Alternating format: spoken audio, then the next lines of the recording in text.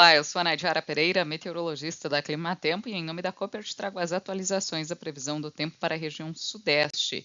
Desde o outono, o tempo seco tem se intensificado sobre o interior da região sudeste, como é típico da época do ano, mas nesses últimos períodos temos vivenciado uma condição de bloqueio atmosférico que tem dificultado muito o avanço de frentes frias e massas de ar frio sobre o interior do Brasil. Isso tem contribuído para uma condição mais seca e mais quente do que o normal. Essa combinação de tempo muito seco e temperaturas de 3 a 5 graus acima da média tem feito com que o solo fique muito seco, com um déficit de umidade muito acentuado para esta época do ano. Isso tem ocasionado um aumento de risco de queimadas muito acentuado sobre grande parte do sudeste. É uma condição que beneficia as atividades no campo, mas traz grande preocupação, porque ainda temos aí um longo período de tempo seco que deve agravar ainda mais a situação das pastagens e também prejudica aí cultivos em desenvolvimento.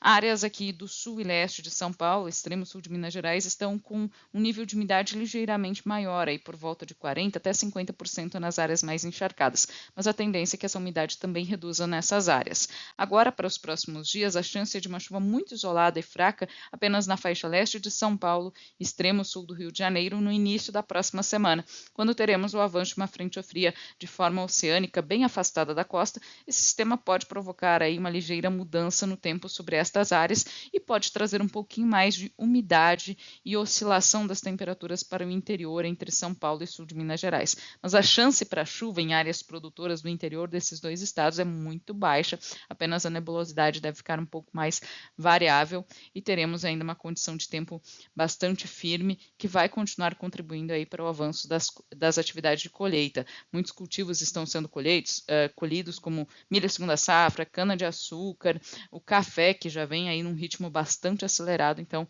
essas condições vão continuar favorecendo as atividades de colheita. As temperaturas seguem com grande amplitude, tanto mínimas quanto máximas variam muito por conta desse tempo bastante seco, com baixa umidade do ar. A diferença entre a temperatura da madrugada e da tarde fica maior, então temos essa maior amplitude com mínimas baixas, friozinho na madrugada e muito calor durante as tardes. No próximo período, de 26 a 30 de junho, a gente começa a observar uma mudança mais acentuada no tempo. Na virada do mês, tem previsão para o avanço de uma frente fria que consegue adentrar um pouco mais pelo interior do Brasil e pode trazer alguns episódios de chuva entre o sul e oeste de São Paulo, até áreas aqui do extremo sul de Minas Gerais. É uma chuva que vem de uma forma muito isolada, com baixo acumulado, não é aquela chuva agrícola, mas como teremos aí uma mudança de padrão, o bloqueio atmosférico deve enfraquecer, vamos observar um aumento da umidade do ar, também um pouco mais de nebulosidade no interior da região sudeste. Isso já traz aí um alívio para esse tempo muito seco e quente, também minimizando um pouco aí as áreas que estão bastante secas e com maior risco para queimadas. Neste período também deveremos observar uma oscilação maior da temperatura.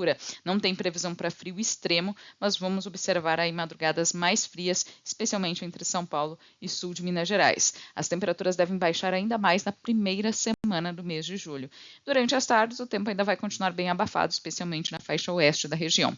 Aqui na previsão pontual, podemos acompanhar que na região de Itapeva tem chance de uma chuva fraca e isolada no início da próxima semana, por conta essa frente fria que vai avançar de forma bem oceânica. Vamos monitorar e atualizar ao longo dos próximos boletins, mas por enquanto o destaque é maior para a primeira semana de julho, que vem com um declínio mais acentuado das temperaturas mínimas, que podem chegar abaixo dos 10 graus. Por enquanto não é um frio extremo, não traz risco para geadas, mas é um declínio bem significativo das temperaturas, tanto mínimas quanto máximas. As máximas não devem passar aí dos 22, 23 graus aqui em meados no início do mês de julho. Depois disso, a gente observa que grande parte do mês de julho será marcado aí por tempo seco e altas temperaturas. Na região de Uberaba, Minas Gerais, uma condição similar. A gente observa tempo seco ao longo dos próximos 30 dias e uma oscilação mais significativa da temperatura aqui na virada do mês de junho para julho, com mínimas que podem chegar abaixo dos 15 graus e máximas que devem ficar ligeiramente abaixo dos 30 graus. Esses são os destaques da previsão do tempo para a região sudeste. Eu volto na próxima semana com novas atualizações. Até mais!